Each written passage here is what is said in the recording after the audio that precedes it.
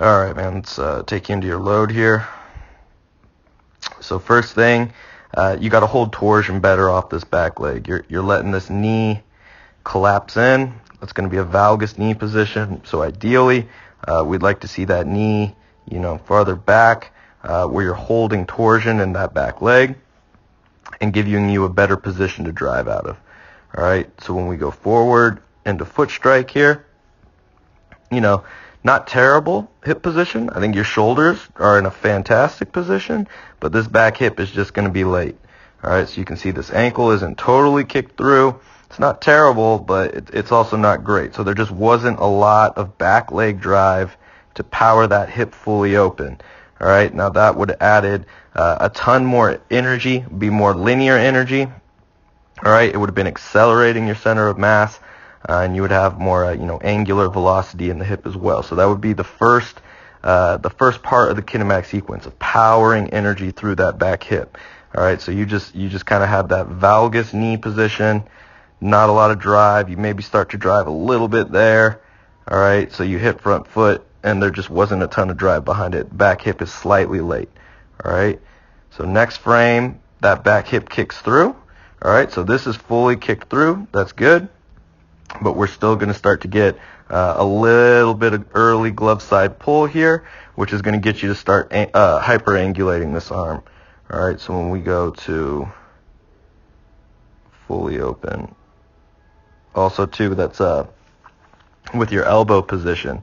All right, I'm going to try to get a line for it, but that's your shoulder height. Elbow isn't at 90 degrees abduction, so that's going to be hard on the UCL.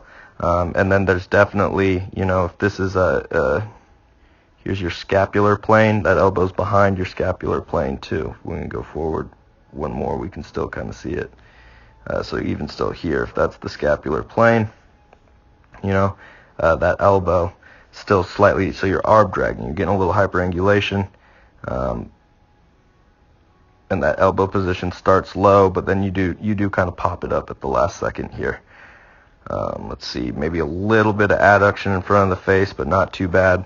But big thing here is the front leg positioning, all right, and then the trunk positioning. So you haven't extended the front leg, the trunk is really vertical. So here's pitch release, it's pretty much that same position, really vertical trunk, not a lot of front leg extension. So ideally, we would have liked to seen, this good front leg extension, and then that would lead to just this better forward trunk tilt right into pitch release. All right, so you just got to get a better job of, extending that front leg so you're pushing energy from the ground back into the trunk. Then it pushes through the trunk and into the ball. That's really going to help increase the velocity. So getting a lot better off of that front leg is going to help a lot. So really just those two things. Do better job of holding torsion initially as you're loading. All right, don't let that back leg just kind of collapse valgus. All right, better job of driving and powering out of that back leg so you can land at front foot strike with a more open pelvis position. And that's going to get more energy through that back hip, more linear energy, more angular velocity. So you can peak that kinematic sequence higher.